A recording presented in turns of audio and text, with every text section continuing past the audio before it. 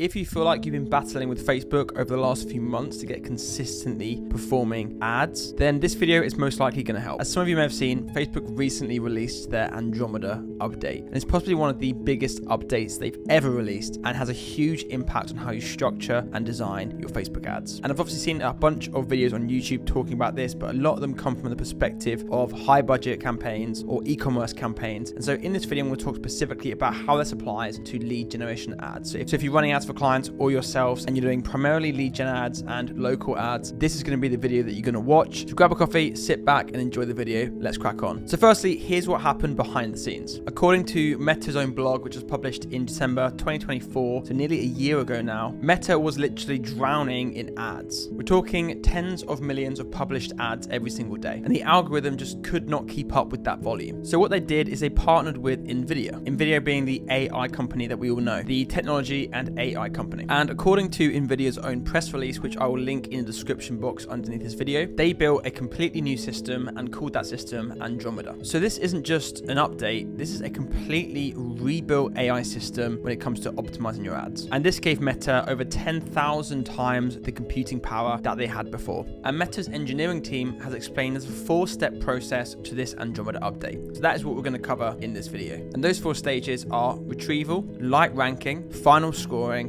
and auction. But the real game changer is in step 1. Meta has stated that the old system looked at ads one by one, but the way Andromeda does it now is it groups similar ads together, and instead it's prioritizing creative diversity. So what that means is if you're running the same ad with 5 different hooks, there's a good chance that they're all getting lumped together. And that means that you might not actually be targeting those different user bases that you think you are by just switching out your hook. So let's take a look at my screen here. So what I've done is I've got all of my different pain points in the exact process that I normally go through, and I've figured out kind of what are the core pain points that trigger users to purchase this product, and this product is Internal Lifts Company, right? What I would normally do is I would take each of those problems and I would create a different hook, and then I would attach those different hooks, so it's quite often the same video ad script. But the way I'm changing that now is instead of having the same video ad script, what I'm actually doing is I'm creating a brand new script for each one of these hooks, and each one of those scripts is more or less focused around that one core problem or pain point. So yes, it's a little bit more work, but you only have to go through this process in the initial stages to understand which hooks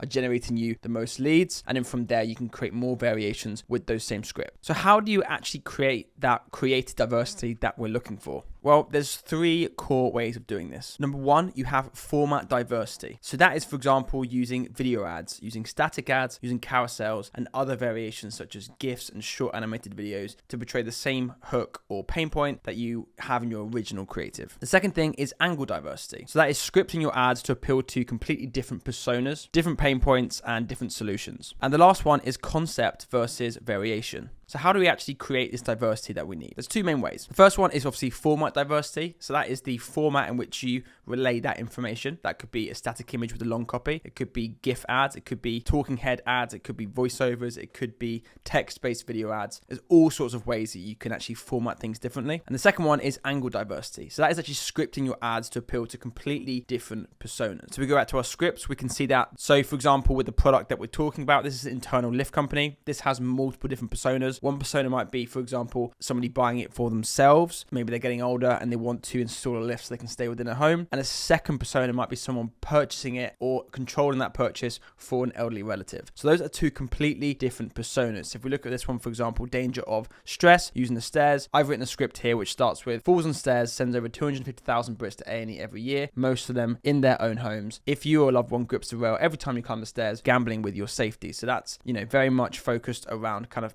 danger, stress, and it's a little bit kind of fear-induced and pain-induced, right? But this one, for example, is barrier to caring for loved ones. So, for example, helping a loved one upstairs shouldn't feel like risking both your safety. For many carers, the stairs are the most stressful part of the day. So the angle, the persona is actually very different. Although it's the same pain point, the persona that we're appearing to is actually extremely different, right? And then finally, we've got space or layout limitations. So essentially, people purchasing it for luxury reasons, right? So this hook is think your home's too small for a lift, think again. But then alternatively to those 2 scripts, we might create a script which is focused around people installing lifts for luxury purposes, right? And that might be a completely different persona as somebody who's purchasing it, for accessibility reasons. And this applies to pretty much any product. And so I'll link one of my previous videos down below where I kind of go through my hook testing process. And I like to do things such as like scraping Google reviews to try and find those different pain points and personas. And so quite easily with a product, you can find, 5 to 6 different pain points which you can use to generate hooks. And with each one of those hooks, you can write an individual script. You can take that script and you can apply that script in completely different formats. So I'm going to play a few seconds or a few different types of formats just to give you some ideas. So this one right here that I'm going to show you, this is a voiceover based video ad. There's actually no talking head in it at all, and these voiceovers were generated using AI. Thinking about upgrading your home? Before you spend a single pound on upgrades, come to the one place where you can see, touch, and test it all in real life. So that's one format. Another format might be something similar to this one right here.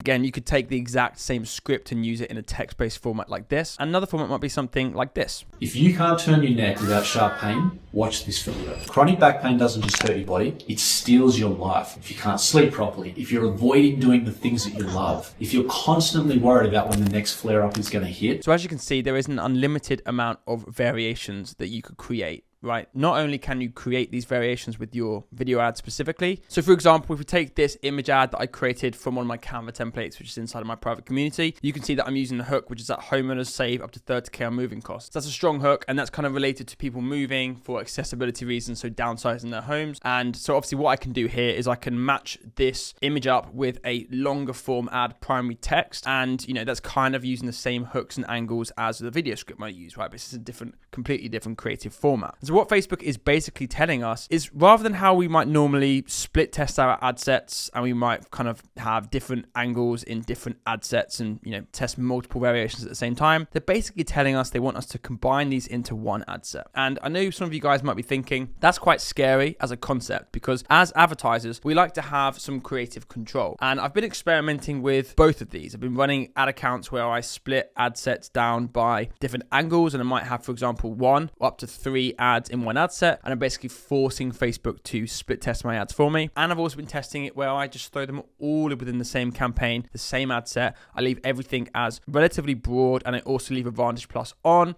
and I have all of my ads stuffed into one ad set, and I let Facebook rip basically the Chad style of advertising, right? And I'll tell you the difference that I've found. I tend to find that when I combine things together, I'm getting more longevity within my ad accounts.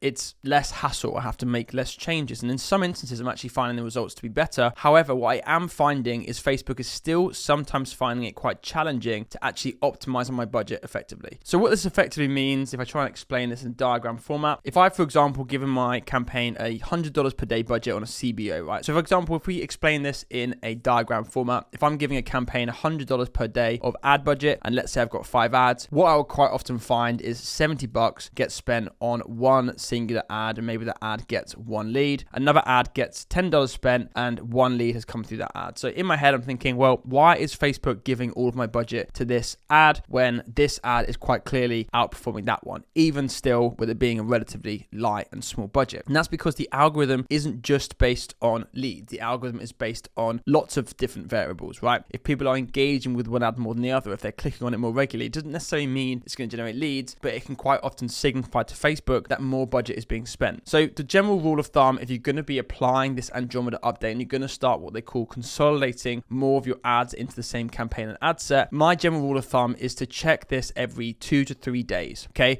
And my general rule is I set myself a target cost per lead, right? And my target cost per lead might be, for example, $30, okay? And you might not know what your target cost per lead is, so you might need to experiment a little bit so you can kind of see what is possible within your ad campaigns. So if your target is $30 and you've had an ad that's spent over $30, you've had no leads, and your CTR is looking bad, my general rule of thumb is if your CTR is below 0.8%, I might turn that ad off and let that budget get redistributed amongst my other ads that are active within the same ad set. If my target cost per lead was $30 and my ad has spent $30, but my CTR is north of 0.8% and even north of 1%, I will let that ad spend up to 2 times my target CPL before I'm turning it off. And if you are on top of this and you are essentially optimizing within your ad set, you want to make sure that you're also replacing ads that get switched off. So that means having a reserve team of ads down here that we can lean on. If we pause 2 ads, we can then move 2 ads into our campaign, and we can essentially essentially replace the ads that got paused. You want to make sure that you have a good volume of ads and creative diversity. And my general rule for this is, and again, this is my rule and it might be different for other people advertising on the platform. My general rule is for every $50 of ad spend, you probably want to have 5 active ads. So that's basically 1 ad for every $10 per day of budget. Again, if you're spending $1,000 per day, you're probably not going to have 100 ads, but you kind of get the point. Up to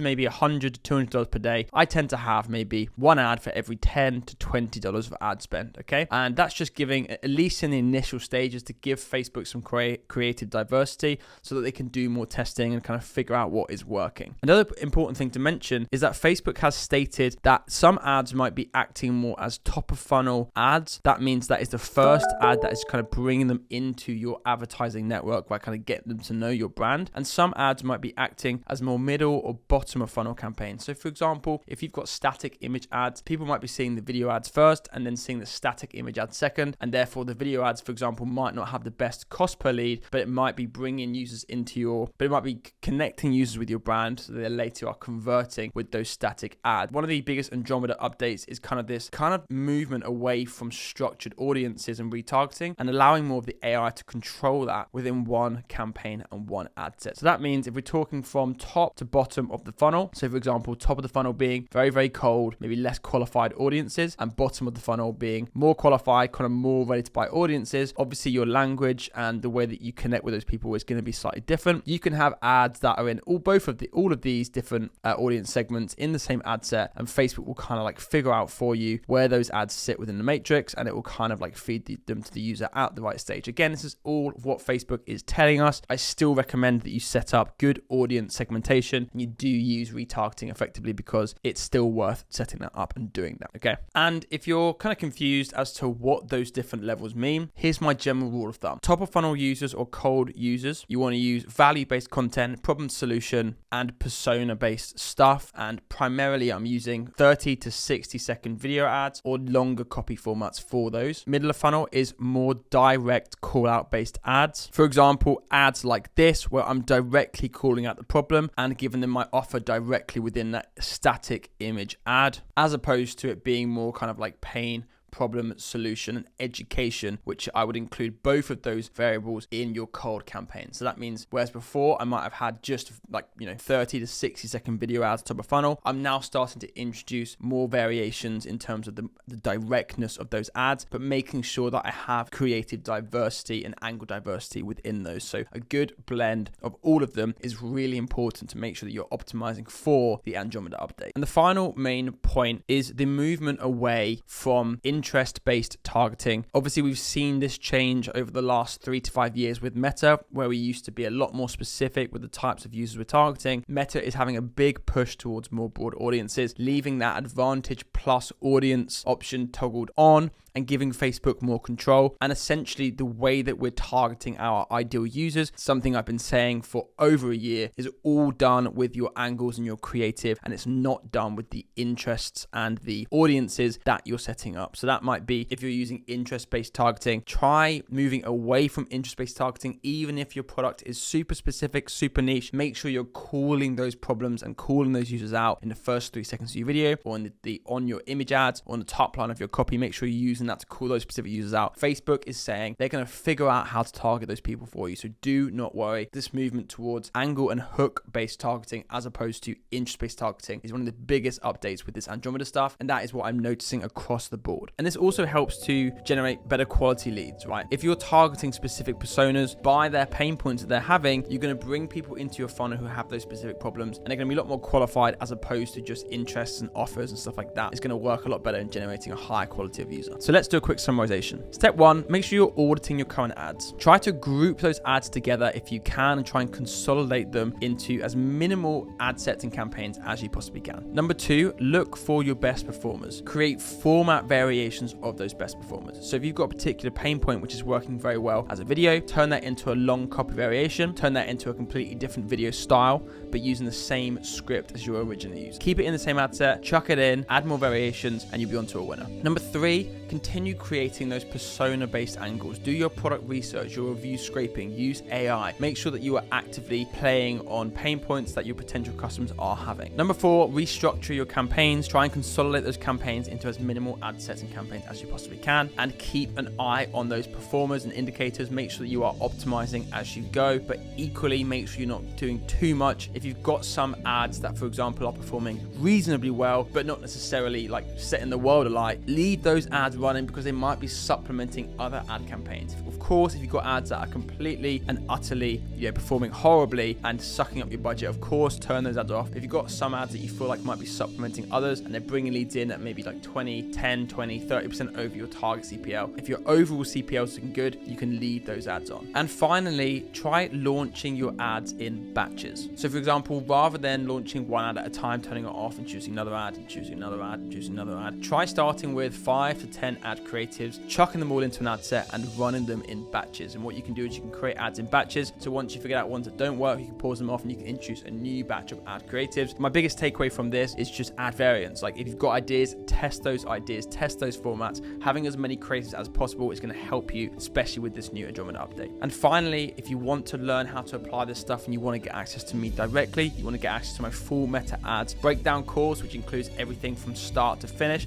as well as a 15 module creative ads course, and also get access to 4+ weekly coaching calls directly with myself. I will leave a link down below to my local ads accelerator where you can do exactly that. And we have over 100+ advertisers and marketing agency owners in there, absolutely crushing it. For example, Carlos, who just crossed $27,000 per month for his advertising agency by applying principles taken from this community. Axel, who's doing over $10,000 per month with one particular niche, just delivering Facebook ads. And Azan, who applied some of the ad strategies and his clients closed over $24,000 worth of deals in 1 week from directly taken from the Facebook ads principles taught in the course. So if you're interested in learning more about that, click the link down below, find a little bit more. Otherwise, make sure you like the video, subscribe to the channel so you don't miss future uploads, and I'll see you guys in the next one.